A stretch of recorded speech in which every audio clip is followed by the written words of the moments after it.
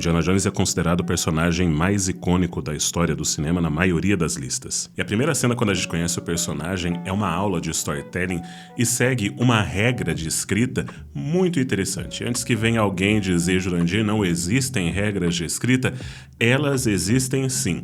Escritores ruins ignoram todas as regras. Escritores medíocres seguem todas as regras. Bons escritores escolhem quais regras seguir e quais quebrar. E essa regra que, nesse caso, o filme escolheu seguir, ela é muito inteligente porque ela é uma regra que vai conduzir, vai fazer com que todo o enredo esteja bem amarrado, que é a regra do substitua o e então por isso, mas. Mas o que significa isso? Muito simples. Digamos que alguém pergunte para você sobre o que é uma história e você diga assim, essa história é de uma pessoa que está no lugar e então acontece isso, e então acontece isso, e então acontece isso, e então acontece isso. O que você está fazendo é ligar cada evento da história através de casualidade, ou seja, as coisas acontecem apenas por aleatoriedade. Não existe nada conectando os eventos. Uma boa história, ela não tem os eventos principais conectados através de casualidade, mas de causalidade. Então seria a mesma coisa do que essa história. A história é de uma pessoa que faz isso e por causa disso acontece tal coisa, mas acontece uma coisa que atrapalha a pessoa a conseguir o objetivo, porém ela vai fazer tal coisa em decorrência disso. Você entende? Você está conectando a história. A gente já vai ver isso, como que é aplicado de forma muito inteligente já na primeira cena do filme Indiana Jones.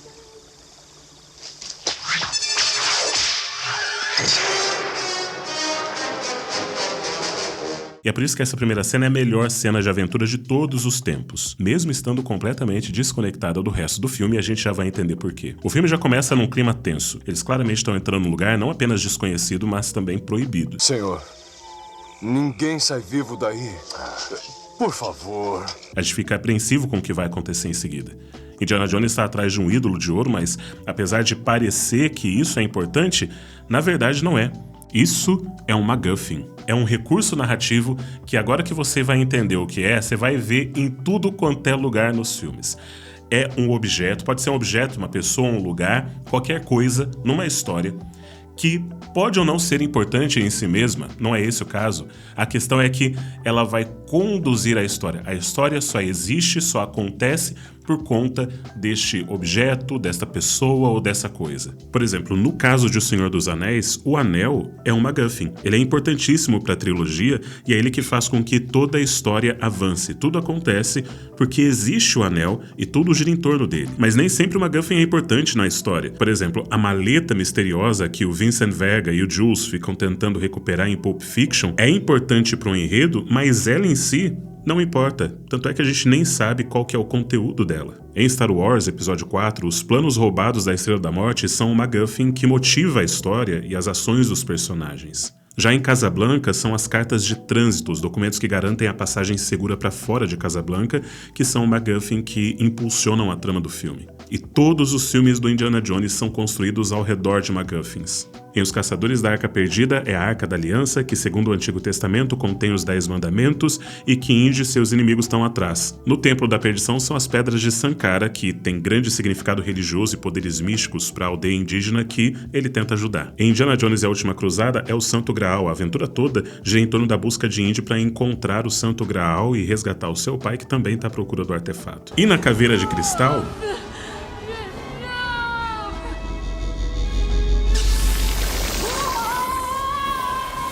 Melhor a gente ignorar porque esse filme na verdade nem existiu. Se ele tivesse existido seria alguma coisa de tentar encontrar o cristal de Akator, mas é uma história muito absurda para ter existido. As histórias avançam graças a esses objetos, mas Indiana nunca fica com nenhum deles, porque o papel deles é simplesmente gerar aventura. Eles não são importantes em si mesmos. Então Indiana Jones aparece como essa figura máscula, corajosa, aventureira e inteligente, que faz com que os garotos se imaginem como ele, indo atrás de tesouros antigos em aventuras incríveis. A primeira cena dele é numa floresta peruana, um lugar claramente muito quente. E ele estaria sofrendo muito menos se ele estivesse usando Insider. Eu agradeço a parceria da Insider, que quer no calor da floresta peruana, quer no friozinho que está fazendo agora, finalmente chegou um friozinho aqui no Brasil, ela serve para todos os momentos. E agora, no frio, você também tem a possibilidade de experimentar novas peças como essa daqui que eu estou usando, que é o Heavy Pullover. Ele também tem tecnologia térmica, que mantém o corpo aquecido, tem um design contemporâneo e elegante,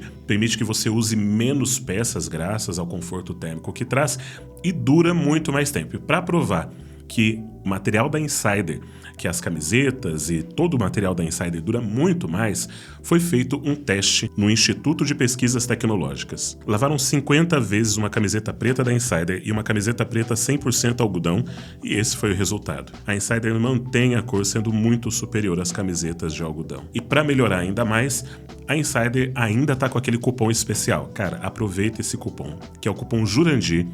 Com esse cupom é o seguinte, se for sua primeira compra, você ganha 18% de desconto. Se for a sua segunda ou outras compras mais, você ainda vai ganhar 12% de desconto. Então, é um cupom muito bom para você não perder a oportunidade de experimentar Insider, porque seja para o inverno, seja para o verão, em qualquer estação, Insider na mão vai aquecer seu coração. Acho que eu já posso patentear esse pequeno poema.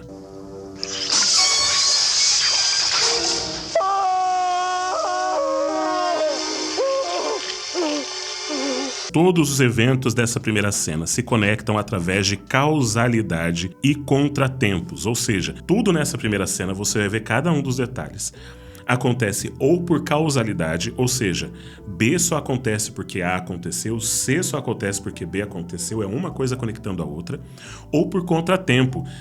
D não acontece porque C aconteceu ou porque aconteceu alguma coisa inesperada, e tudo isso vai gerando contratempos e causalidade. Vamos ver como é que isso é aplicado.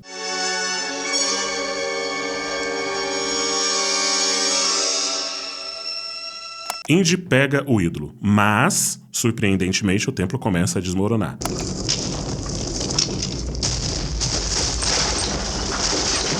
Por isso, Indy corre para a saída. Por causa disso, as armadilhas são acionadas.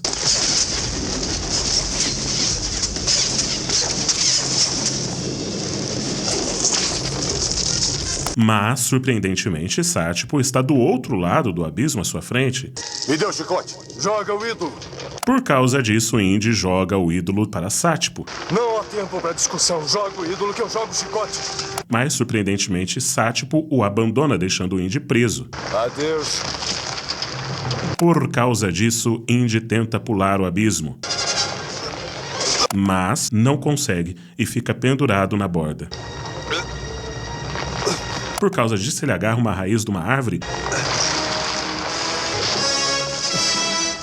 Mas, surpreendentemente, a raiz cede e Indy parece que vai cair. Mas, surpreendentemente, ele encontra a tração e consegue subir para o outro lado. Por causa disso, ele pega o chicote e vai atrás de Sátipo. Mas, surpreendentemente, encontra Sátipo morto por uma das armadilhas que evitaram na entrada. Por causa disso, ele pega o ídolo de onde Sátipo o deixou cair. Adeus, estúpido. Mas, surpreendentemente, uma pedra gigante rola pelo templo, prestes a selá-lo lá dentro. Por causa disso, ele corre, mergulhando para fora da saída no momento em que a pedra se choca contra a entrada, selando-a para sempre.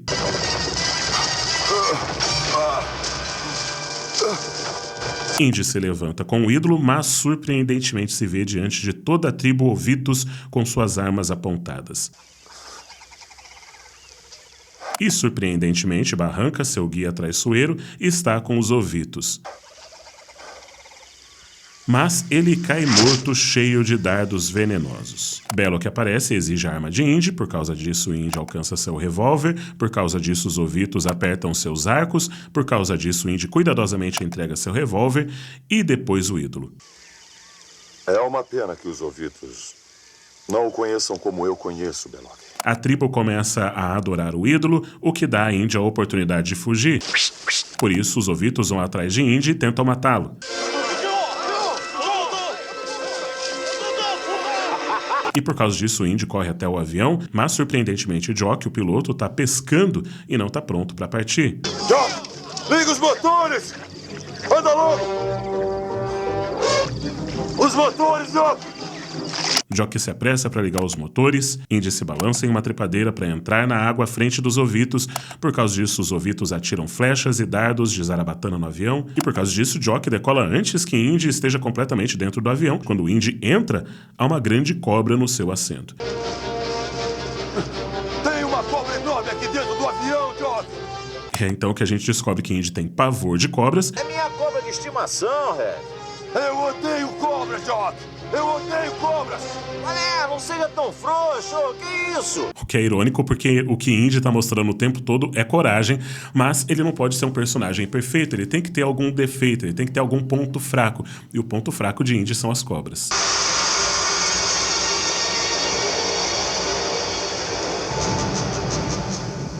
Cobras.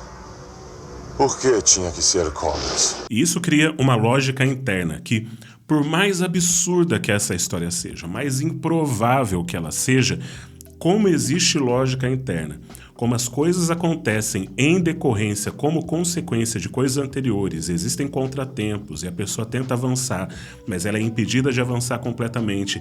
Como tudo isso faz muito sentido, você suspende a sua descrença com relação àquele cenário improvável e você consegue curtir pra caramba toda aquela ação, aquela aventura que está se desenrolando naquele momento. E isso é muito legal porque os primeiros 12 minutos de Indiana Jones são de pura aventura, muito animados.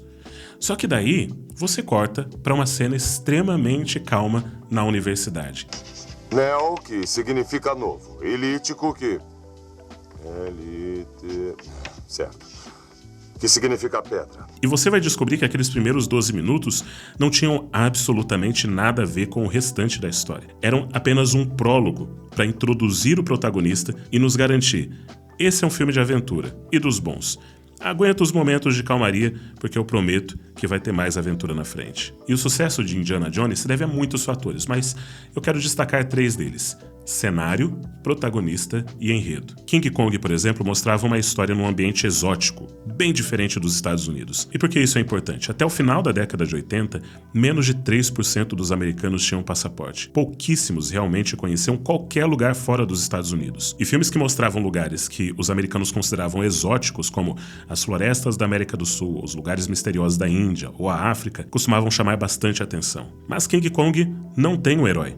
Ninguém lembra o nome de nenhum desses personagens. Então eles pegaram o cenário do King Kong, colocaram um protagonista que lembrava os cowboys do Velho Oeste. Você pode ver que existe muita semelhança entre Indiana Jones e os heróis do Velho Oeste no comportamento, no vestuário, na agilidade com suas armas. E então criaram enredos que exaltavam a personalidade desse personagem e que o colocavam nas mais difíceis situações possíveis. Indiana Jones é esse filme leve, divertido, para assistir com a família, que tem uma memória nostálgica na cabeça de todo brasileiro que a gente assistiu tantas vezes na vida.